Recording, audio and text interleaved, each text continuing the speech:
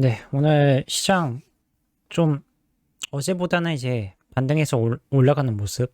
코스피는 올라갔고요. 약 강보합으로 마무리를 했고, 코스닥 같은 경우는 강하게 1% 상승으로 이끌어가면서 시장을 마무리를 했습니다. 오늘 뭐 전반적으로 수급적으로 기관과 외국인 양 매수로 들어져서 지수도 상당히 좋고, 대신 개인은 여기에 맞춰서 던졌죠. 던져졌기 때문에 강보합으로 마무리했고, 올라간 종목 개수도 상당히 어제보다는 반반이었다면 오늘은 같이 오름세폭이 오름쪽이 더 많았죠. 그래서 차익과 비차익도 2천억 원 정도 되고, 그리고 외국인은 꾸준히 사주면서 올라왔죠. 그 다음에 기관도 사주고, 대신 개인은 계속 던져줬습니다. 그러다 보니까 뭐 주가가 이렇게 약간은 강보합으로 상승은 마무리를 했고, 코스닥 같은 경우도 뭐 오늘은 개인이 매수세가 좀 강했고, 외국인과 기관은 어제에 비해서 약간은 적게 매도를 하면서 수량을 좀 팔았습니다. 그리고 아무래도 이제 그 올라가는 폭에 대한 이제 억누르는 요인, 뭐 차익 실현이라고 해야 되겠죠. 기관과 외국인 같은 경우 차익 실현해야 되기 때문에 차익 실현했고, 종목수는 어제보다는 200개 정도? 한 100개 정도 더 오른 것 같아요. 100개 정도 더 올랐네요. 어제 600개 정도 수준이었다면 반반이 600개였으면 오늘은 200개 정도, 100개 정도 더 올랐고, 비차익 차익은 마이너스로 오늘 마감을 했습니다. 뭐 크게 마감을 했고, 또 한 가지 눈여겨보는 봐야 할 거는 우리가 10시 반쯤부터 이제 뒤늦게 개장을 하는 상해 종합지수, 이 부분도 봐야 될 것 같은데, 오늘 상해 종합지수는 올랐습니다. 장 시작에는 좀 빠졌다가 다시 올라가는 모습이 보여졌죠. 올라가는 모습이 상당히 강하게 오름세가 보여졌고, 아무래도 어제 나오는 지표들이 너무 불안한 요소들이 많다 보니까 경기 부양책에 대한 기대감이 더더욱더 강하게 나타나는 것 같습니다. 정부 정책에 있어서 이제껏 올해 상반기부터 하반기 초까지는 빅테크 규제, 양극화에 대한 문제점이라든지 또 산업에 대한 패러다임을 변화하기 위한 그런 것들, 정책들이라든지 뭐 교육에 대한 규제도 있었고요. 그러다 보니까 이만큼 규제를 했으면 여기에 억눌린 만큼 시장을 다시 살려줄 수 있는 부양책에 대한 기대감이 많이 반영이 된 것 같습니다. 그러다 보니까 일단 오늘 상승폭이 상당히 강하게 나와주고 있고, 홍콩 항생도 마찬가지로 강하게 올라가는 모습이 보입니다. 그리고 오늘 니케이 일본도 역시 강하게 올라주는 모습이 보여졌고, 가장 중요한 부분은 이제 금리겠죠. 가장 중요한 부분은 금리인데, 금리가 내려가 앉고 있죠. 어제는 1187원이었는데 오늘은 1179원까지 빠졌습니다. 계속 하락하고 있어요. 2200선까지 찍고 나서 하락하는 모습이 보이고 있죠. 그리고 달러 인덱스도 오름폭이 있다가 조금 주춤하는 모습이 보이고 있고, 또 하나는 달러와 평가로 같이 안전자산이 엔화도 꺾이는 모습이 보이고 있습니다.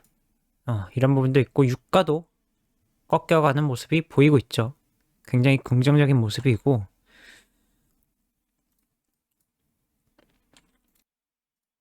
그리고 안전자산인 금도, 국제금도 꺾여가는 모습이 보입니다.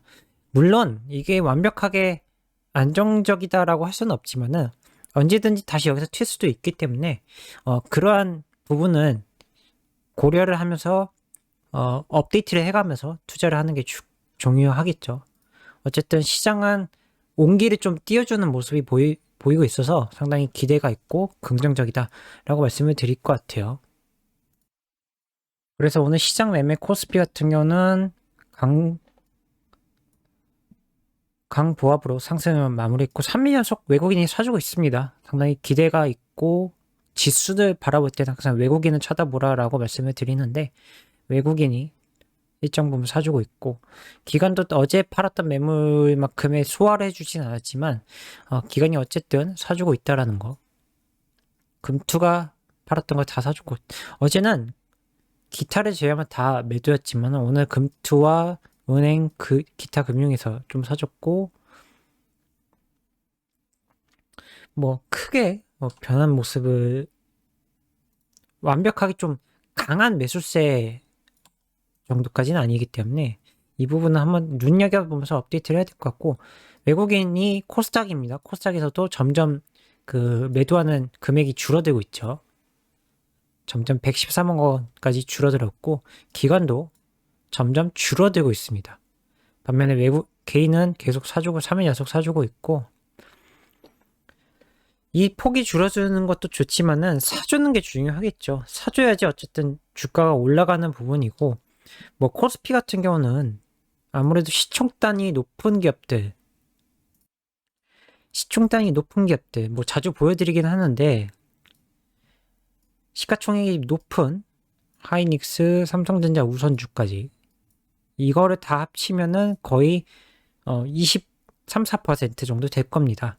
삼성전자와 하이닉스가 좀 돌아주는 모습이 강하게 나와준다고 한다면 지수는 레벨업이 될 겁니다.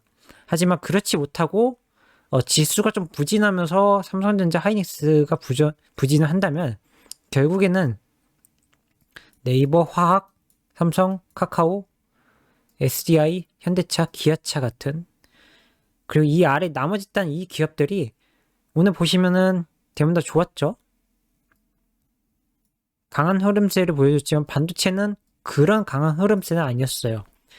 즉 다시 말해서 이런 기업들이 지수를 버텨주면서 약간씩 올려주는 레벨업이기 때문에 우리가 뭐 과거 1회처럼 퍼포먼스 내는 그런 뭐 3,300, 3,400까지 이렇게 가기 위해서는 결국엔 현대차 자동차와 삼성전자, 하이닉스 이 반도체 라인들이 올라가줘야 되겠죠. 근데 그 정도의 매수세는 아닐 겁니다. 대부분 다 외국인들이 기관들이 사주고 있지 않기 때문에 그런 플레이는 좀 어려울 거고 그러면 우리가 눈여겨봐야 할 부분이 뭐냐 종목 트레이딩일 거고 결국엔 또 한 가지는 종목 트레이딩 플러스에다가 코스닥 같은 경우는 2차전지 섹터들이 강하겠죠.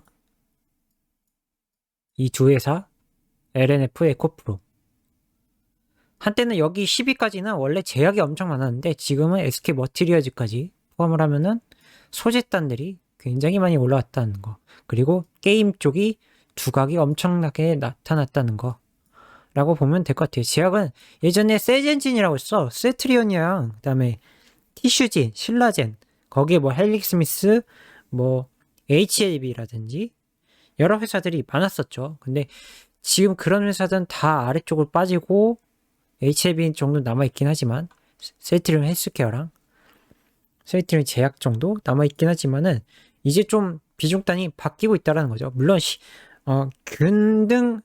총액 분할로 친다고 한다면 여전히 뭐 IT 기기나 IT 소프트웨어, 하드웨어 쪽 전자기기나 이런 쪽이 더 비중이 크긴 하지만 이쪽보다 이제 소집단이 좀 올라오고 있다라는 게 그러니까 과거 15년도 16년도 시절과 지금은 많이 달라졌다는 거죠. 그래서 이런 부분도 체크해 보셔야 됐고 첨보도 마찬가지로 소재단이고 컨텐츠 업체들도 올라오고 있다.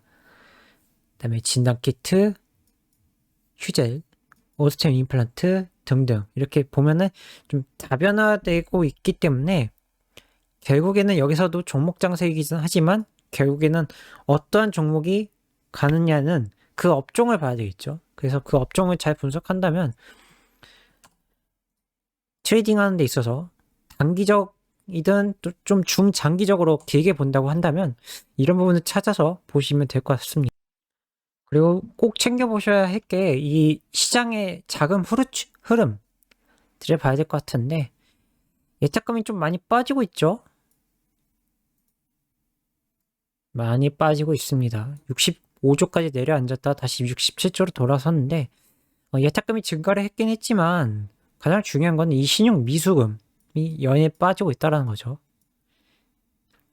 반대매매라든지 신용융자도 점점 감소를 하고 있고, 물론 최근에 주가가 올라가니까 이렇게 올라가는 경향이 보이긴 하겠지만 그래도 반대매매가 계속 나올 수가 있다는 거죠. 이런 부분은 잘 체크를 해가면서 만약에 지금 현재 코스닥은 1000포인트를 잃었고 종합지수도 3000포인트가 올라갔지만 여기서 또 다시 빠져버린다고 한다면 리스크로 인한 빠질 수가 있기 때문에 그런 부분을 잘 고려를 하시면서 긴장을 해가면서 잘 체크하고 조절할 땐 조절하고 늘릴 땐 늘리는 그런 플레이가 중요하다고 말씀을 드립니다.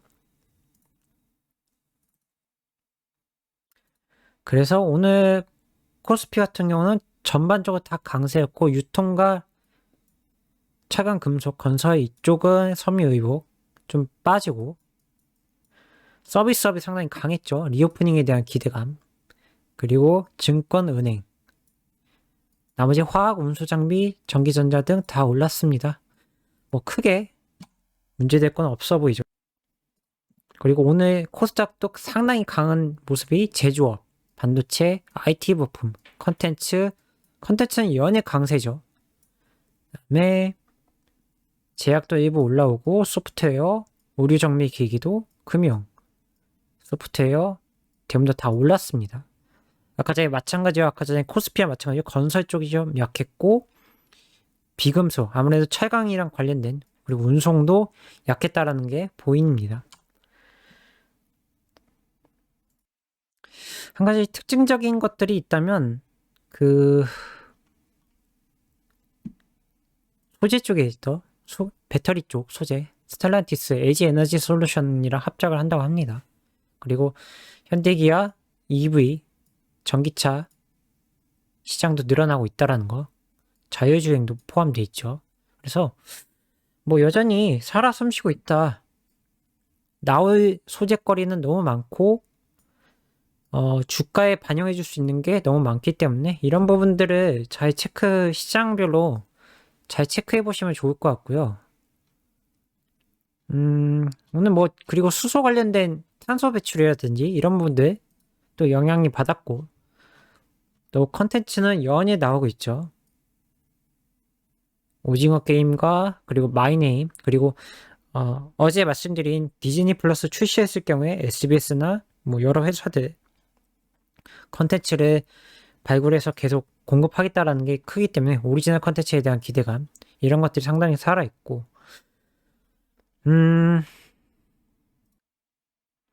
그리고 게임주가 워낙 좀 억눌리다가 슬슬 좀 다시 올라오는 모습이 있는데 매출이 27조로 나왔습니다. 그리고 오딘이 다운로드 매출 1위를 기록했고 전세계 매출에서 27조 정도 한국은 6.5%입니다. 이용자 비중이 6.5%인데 3분기 치고 많이 나왔다고 생각을 해요. 중국 규제라든지 이런 부분이 많이 억눌려 있었는데 그래도 좀 좋은 뉴스가 나왔다는 점 이런 것도 한번 체크해 보시면 좋을 것 같고 오늘 그래서 게임주도 상당히 올라왔고 여기에 메타버스라든지 이런 것들도 한번 시장에 영향을 주겠죠. 또 가장 중요한 거는 이제 이틀 뒤에 있으면은 이제 한국형 발사체가 갑니다. 그래서 이 부분도 한번 우주항공에 관련된 기업들 있기 때문에 찾아보시고 체크해 보시는 것도 좋을 것 같고요. 시장 이런 긍정적인 뉴스들이 좀 많이 나오고 있어서 시장이 상당히 좋게 가고 있는 것 같습니다. 그래서 너무 어려워하는 시장이 아닐 것 같고 또 물론 제가 항상 말씀드리지만 리스크는 여전히 살아 숨쉬고 있습니다. 미국 같은 경우는 이제 부채한도 상향에 대한 이슈는 임시적으로 일단 12월로 미룬 거기 때문에 다시 한번 11월에 되면 또 그게 자극이 될 거예요. 그런 부분과 아직 헝다 관련된 것들, 중국에 대한 이슈들, 또 이제 원자재에 대한 원자재가 너무 오르기 때문에 인플레이션에 대한 우려감 이런 것들이 있는데 이런 것도 잘 찾아보시고 거기에 대해서 주식시장에 그때그때 대응을 잘 해주시면 좋을 것 같아요. 줄일 땐 줄여야 될 것 같고, 늘릴 때는 적극적으로 늘려주는 모습, 반등해서 올라가는, 지지선을 다지고 반등해서 올라가는 모습이 보여준다면 괜찮을 거라고 생각을 합니다. 그래서 잘 대응해 보시고 거기에 따라 남은 하반기 10월 이제 10월하고 11월, 12월이 남아있기 때문에 거기 잘 대응하는 게 좋을 것 같고, 이번 주도 리스크 관리는 꾸준히 업데이트하면서 체크를 해보시는 게 좋을 것 같습니다. 저는 내일 찾아뵙도록 하죠. 감사합니다.